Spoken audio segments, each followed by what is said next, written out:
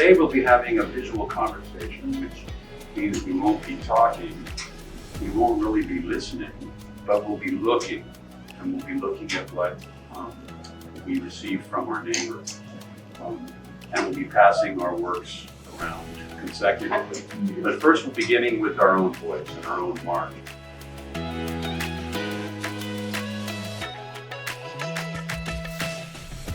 Each student began with a single sheet of paper, which they wrote their name on the front and their school on the back.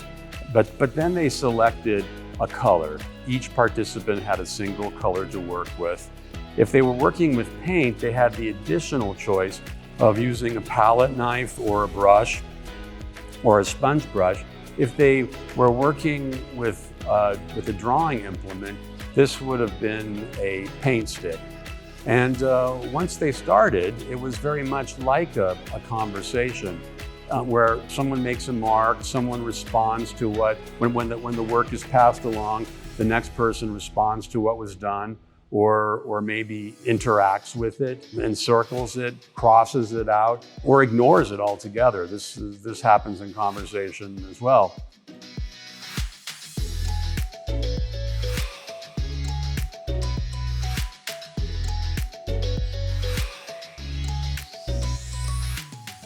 We all make our mark in whatever it is that we do, and our painting and drawing is no exception. And that also somehow involves color selection. I've tried to work with or bring the full spectrum palette into the project and made that available for all the participants, which includes primary, secondary colors. And I also work with a variety of painting implements, including knife, brush, imprinting materials.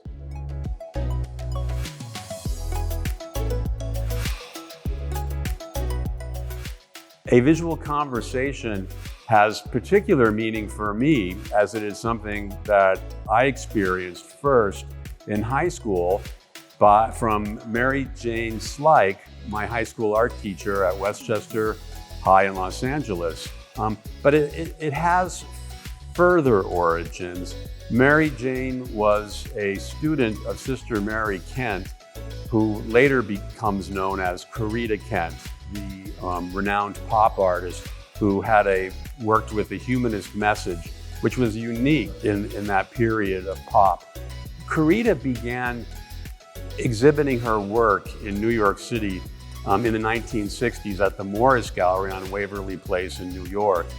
Interestingly, Joe Pinturo, who's also a Parrish permanent collection artist, was visiting the neighborhood and the gallery, and he ran across one of her works, and she was using some of his poetry in the actual serigraphs or silkscreens.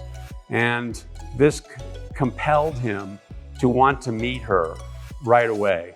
And to make a long story short, in between 1968 and 1971, Joseph Pinturo and Corita Kent embarked on a series of 3 books of poetry, which Joe wrote and Corita lovingly illustrated.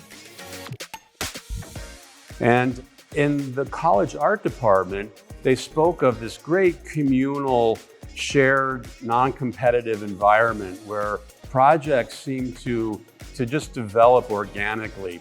And this project began with life drawing students exchanging their drawings midpoint, with allowing the other students to complete them, as well as still life drawings as well. And when Mary Jane graduates, she takes this and adapts it into her own curriculum as an abstract painting and drawing project, one that people can also do on a smaller scale at home with friends or family.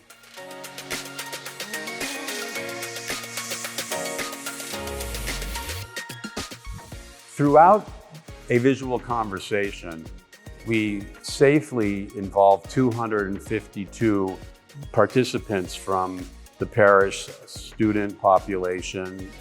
And We worked with groups from 4th grade through high school to life skills groups as well.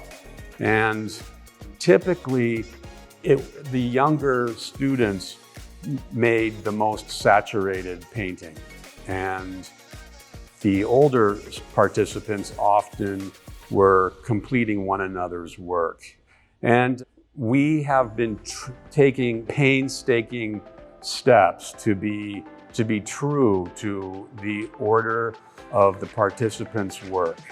The only liberty that's been taken was something on our part. It was more of a formal concern. How could we best present the work to make it look best for the project and all the constituents? And by that, we ended up organizing the schools formally in a manner from maybe more saturated painting to something lighter in the center, again to something more saturated on the end.